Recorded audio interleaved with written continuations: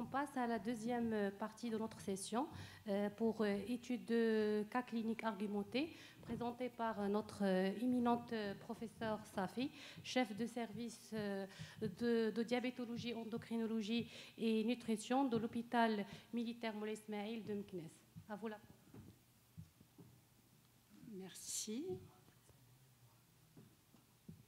Donc, j'ai la chance d'avoir 20-25 minutes, discussion incluse, pour présenter mon cas clinique. Donc, j'ai choisi de présenter 2 cas cliniques qui méritent réflexion.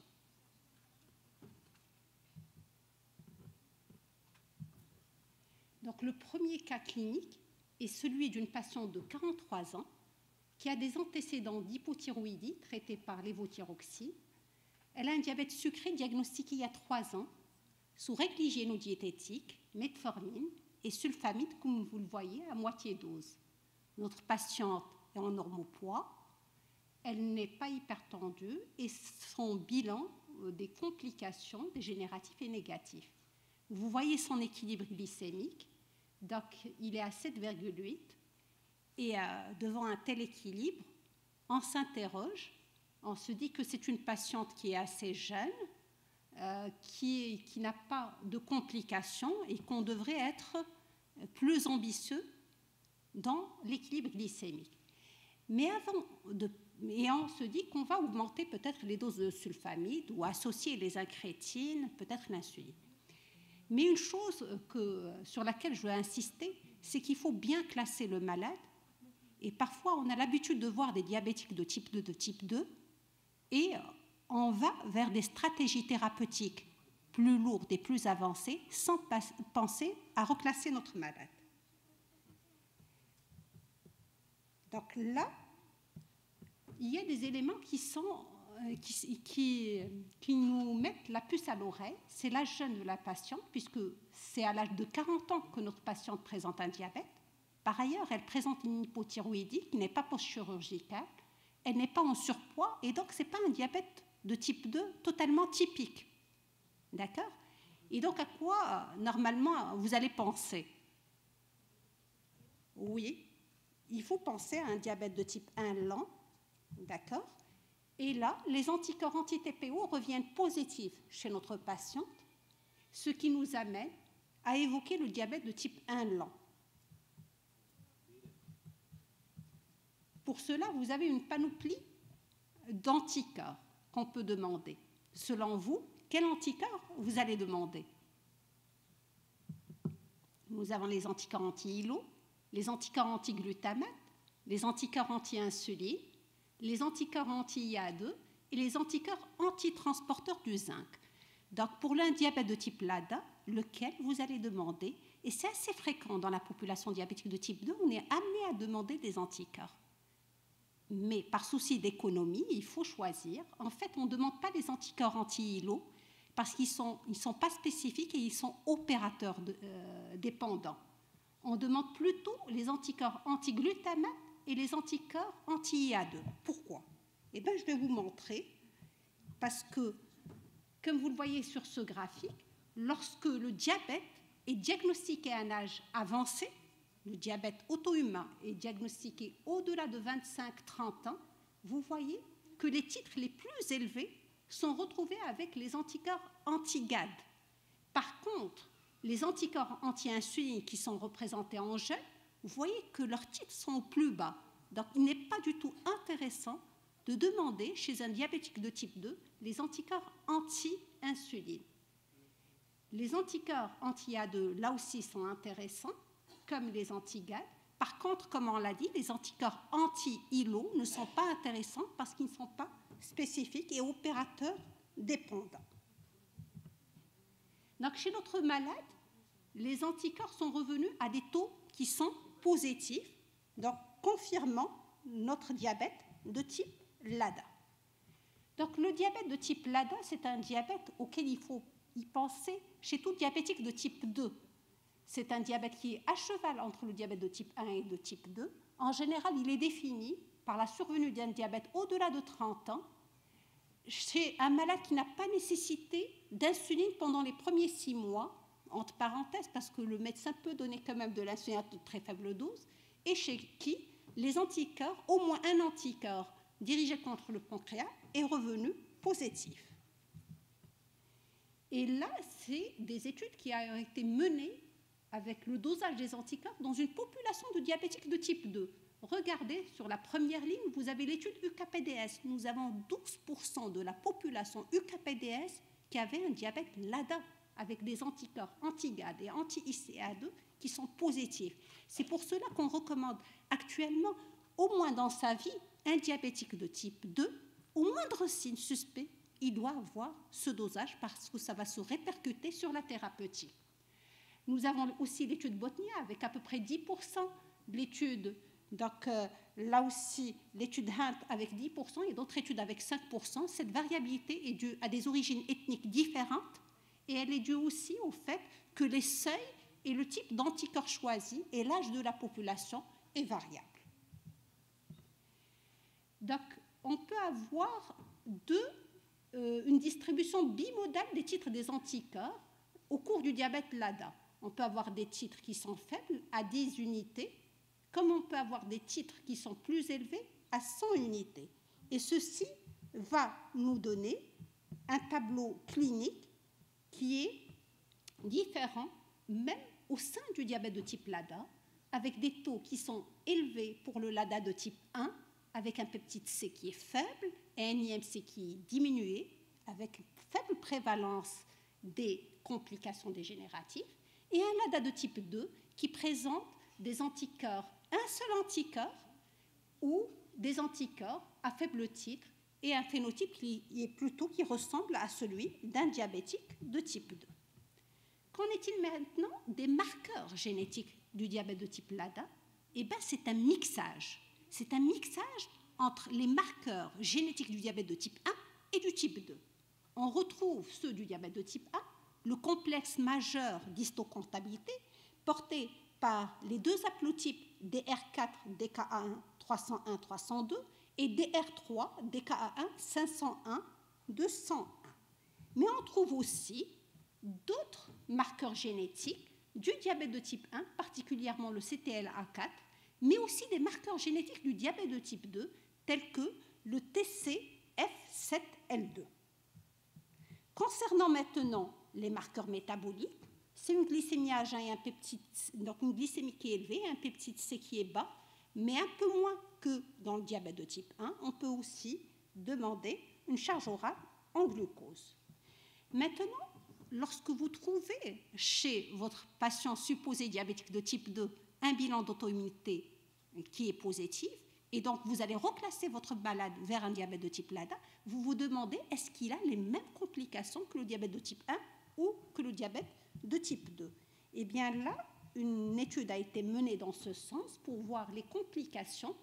Et concernant les complications microangiopathiques, nous avons dans le premier graphe la rétinopathie et dans le deuxième graphe la neuropathie. Eh bien, au cours des 5 premières années, on a moins de complications dans le diabète de type LADA pour la rétino et la neuro par rapport à un diabète de type 2. Mais dès qu'on dépasse les 5 ans, on a la même fréquence et la même prévalence des complications. Ceci peut être expliqué par le fait que les glycémies ne sont pas élevées au début. Concernant maintenant la neuropathie et la cardiopathie, on a des complications similaires au diabète de type 2. Maintenant, chez qui vous devez suspecter un diabète de type LADA, particulièrement lorsque vous traitez vos patients soi-disant diabétiques de type 2. Eh bien, là aussi, une étude a été menée avec des paramètres, l'âge moins de 50 ans, un début aigu, donc un BMI à moins de 25 kg par mètre carré, une histoire personnelle auto-immune, par exemple le cas de notre patiente, une atteinte thyroïdienne auto-immune ou familiale auto-immune. À ce moment-là, la sensibilité d'un diabète LADA est de 90% et la spécificité est de 71%. Et vous voyez avec moi que c'est essentiellement l'atteinte thyroïdienne auto-immune qui est la plus fréquemment représentative et associée. Bien sûr, il y a les autres complications. On a vu tout à l'heure la maladie cœliaque, mais c'est la première qui vient en tête de liste, c'est la maladie thyroïdienne auto-immune. Maintenant, est-ce que ça va changer chez vous le fait d'avoir reclassé votre malade qui était diabétique de type 2 vers un diabète de type 1 LADA? Eh bien là, oui, il y a quelques études qui ont été menées. Elles ne sont pas d'un grand calibre ou avec une grande population, mais elles démontrent toutes que l'insulinothérapie est plus intéressante lorsqu'on les compare aux sulfamides pour les diabètes de type LADA. Donc là, nous avons 3 petites études et qui montrent toutes l'importance d'initier l'insulinothérapie, et donc c'est important de reclasser nos malades. Là aussi, on compare plutôt les incrétines aux sulfamides, et là aussi, c'est plus intéressant de donner des incrétines par rapport aux sulfamides dans le diabète LADA, parce que ça peut permettre de préserver le capital cellulaire insulinosécréteur. Là, c'est pour les analogues GLP-1. Donc, au terme de ce premier cas clinique, ce que je voudrais que vous reteniez comme message, c'est que c'est vrai que le diabète de type 2 est fréquent, mais il faut toujours penser derrière un diabète LADA, puisqu'il représente 5 à 10% parmi la population de diabétiques de type 2. Pensez toujours, lorsque le patient a un âge jeune, un IMC qui est bas, une auto-immunité familiale ou personnelle, particulièrement pour la pathologie thyroïdienne. Pour ce faire, il y a 2 anticorps qui doivent être demandés, c'est les anticorps anti-GAD et anti-IA2. Et le traitement, ça va changer un peu la stratégie, parce que vous n'allez pas dire que le malade ne respecte pas les mesures hygiéno-diététiques, il est déséquilibré, mais vous allez avoir tendance à passer aux incrétines ou à l'insuline. Donc, pensez à reclasser vos malades. Nous allons passer maintenant au deuxième cas clinique. C'est celui d'une patiente jeune de 27 ans, ingénieure, mariée sans enfant, qui est venue avec un diabète, une hémoglobine à 7,3. Donc, elle a une tension artérielle qui est dans les normes, elle est même en sous-poids, et elle n'a pas d'antécédents particuliers, notamment pas de diabète dans la famille, pas de macrosomie, pas de diabète néonatal. Donc, cette malade nous mène à réfléchir, c'est quel type de diabète? Et là, on a demandé un bilan de complications. Ce qu'on a retrouvé, c'est une protéinurie qui était positive à 0,13, et la malade a été mise sous règle hygiéno-diététique. Et là se pose la question, de quel type de diabète s'agit-il? Et là, on est parfois interpellé au cours de nos consultations devant des cas comme ça qui sont atypiques. Donc la question qui se pose, est-ce que c'est un diabète de type LADA? Est-ce que c'est un diabète pancréatique? Est-ce que c'est un diabète monogénique ou mitochondrial, là aussi monogénique? Et donc, les hypothèses sont ouvertes. Et lorsqu'on demande le diabète LADA, on va demander, à prime abord, les 2 premiers anticorps qu'on a cités tout à l'heure. Donc, les 2 premiers anticorps, c'est les anti-GAD et les anti-IA2. Mais ce qu'il faut retenir, lorsqu'on a une forte suspicion de diabète auto-humain, par exemple, dans le premier cas, notre première observation, on avait une pathologie auto-immune thyroïdienne, d'accord? Où là, nous avons une patiente qui est jeune et maigre. Lorsqu'on a 2 anticorps qui sont négatifs, il faut compléter systématiquement par les anti-zinc T8, parce que dans un quart des cas, ils seront positifs alors que les 2 premiers sont négatifs. Donc, chez notre malade, il ne s'agit pas de diabète auto-humain, d'accord? Ce n'est pas un diabète de type 1 lent, donc on va penser à un diabète pancréatique. Et en pensant à un diabète pancréatique, on se dit, qu'est-ce qu'on va demander? On a pas mal d'examens, c'est comme tout à l'heure pour le bilan immunologique. Est-ce qu'on va demander l'amylasémie, la lipasémie, l'élastase infécale, la capacité de saturation dans le cadre d'une hémochromatose, écho-abdominale ou scanner? Donc, à votre avis, qu'est-ce qu'on ira demander?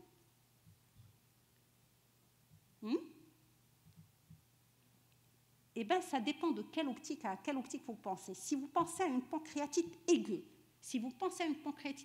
c'est la lipasémie qui est le seul examen utile. Elle doit être toutefois dosée qu'une seule fois en urgence devant des douleurs typiques, mais jamais chez un malade asymptomatique ou ayant des douleurs atypiques. Donc, ce n'est pas la peine de la prescrire en long et en large. Par contre, on a des malades qui ont des diabètes, qui sont des modes de révélation de pancréatite chronique. Et à ce moment-là, c'est le scanner. Ce n'est pas la peine de demander une échographie. On verra des calcifications ou donc des dilatations du virsonque.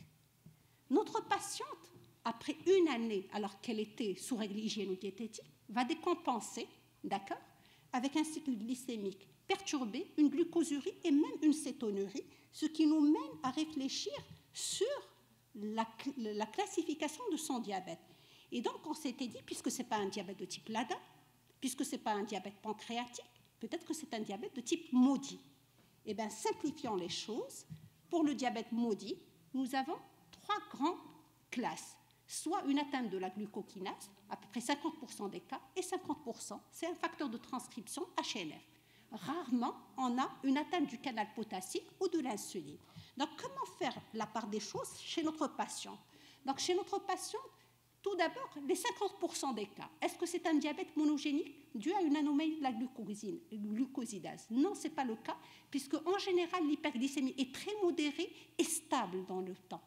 Il n'y a pas de décompensation. Donc, en général, a priori, ça ne va pas être un diabète par anomalie du gène de la glucokinase, parce que chez notre patient, il y a eu quand même une aggravation avec une décompensation cétosique. Est-ce que c'est une anomalie au niveau d'un facteur de transcription? Eh bien, le tableau-là peut coïncider, parce que les symptômes, le plus souvent, donc le malade soit n'a pas des symptômes au début, mais par la suite, il peut décompenser et donner un faux tableau de type 1, comme chez notre patiente. Pour le maudit 1, HNF-KP, c'est la même chose, avec quelques cas à la naissance de macrosomie ou d'hypoglycémie néonatale. Et c'est important de faire ce diagnostic chez notre patiente, parce qu'à ce moment-là, au lieu de donner de l'insuline chez notre patiente, on peut donner des sulfamides, parce qu'il répond très bien dans le cadre du maudit dû à des facteurs de transcription. Là, c'est pour le 1P. Le 1P, la particularité, c'est qu'il associe une atteinte rénale. Notre patient présente une protéinurie, mais on recherche essentiellement des malformations rénales, des malformations pancréatiques, des anomalies du bilan hépatique ou des malformations génitales. Notre patiente avait bénéficié d'une TDM abdominale qui était normale, d'une échographie pelvienne qui était normale, elle avait une bonne fonction rénale et on n'avait pas quelque chose sous la main pour faire la part des choses.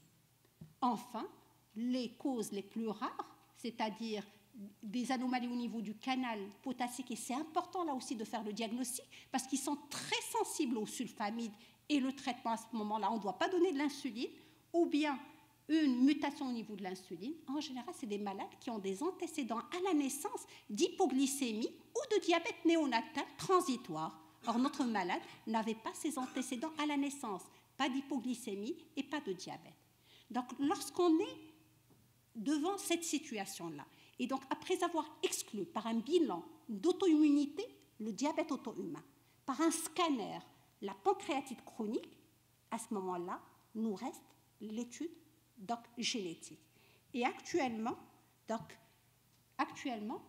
on fait une étude de 6 gènes en même temps qui nous permettent d'avoir une idée sur l'atteinte. Nous avons la glucokinase, les facteurs de transcription, le canal potassique et l'insuline. Notre malade est actuellement en France pour faire cette étude génétique et pour permettre de classer notre patient, parce que le fait de détecter chez elle l'étude génétique, alors que le bilan d'auto-immunité, vous voyez le bilan d'auto-immunité, les 3 anticorps sont prescrits et notre malade n'avait pas les 3 anticorps, va permettre de reclasser notre malade, et au lieu de lui donner de l'insuline, actuellement elle est sous insuline, on peut retirer l'insuline et passer au sulfamide. Donc là, c'est la suite de la fiche. Donc les messages que j'aimerais faire passer à partir de cette deuxième observation, c'est que devant tout patient qui présente un diabète atypique, il faut penser au diabète monogénique, surtout si le diabète est stable pendant une longue durée. Si on n'a pas des anticorps, les anticorps sont négatifs, si l'équilibre est trop facile, si le patient n'est pas en surpoids, s'il y a une sensibilité inhabituelle au sulfamide, des atteintes extrapancréatiques, ils vont faire alerter vers un facteur de transcription de type 1B, une histoire familiale de diabète, des diabètes phénotypiques différents, des antécédents personnels ou familiaux de diabète néonatal qui vont faire penser au type 4A, d'accord, ou bien une hypoglycémie néonatale. Et pour conclure sur ces 2 cas cliniques, donc bien que rare, le diabétologue doit garder en mémoire le diabète de type LADA, le diabète monogénique, mitochondrial, le diabète pancréatique et endocrinien. Le typage a une importance cruciale parce qu'il va permettre d'adapter le traitement, d'assurer une bonne surveillance, de rechercher les lésions associées éventuellement et de réaliser un dépistage familial. Toutefois, le typage doit être guidé par la clinique. Pourquoi? Parce que les examens paracliniques sont coûteux, que ce soit l'imagerie, biologie ou génétique, et donc pour réduire le coût. Je vous remercie.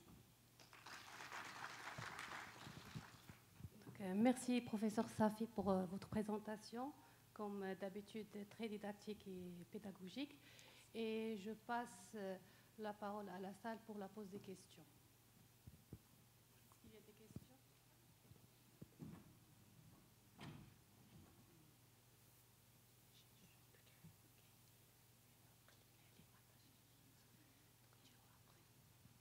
Donc, j'ai une question. Par rapport aux anticorps, est-ce qu'il y a un délai où il faut les demander avant de se négativer ou on peut...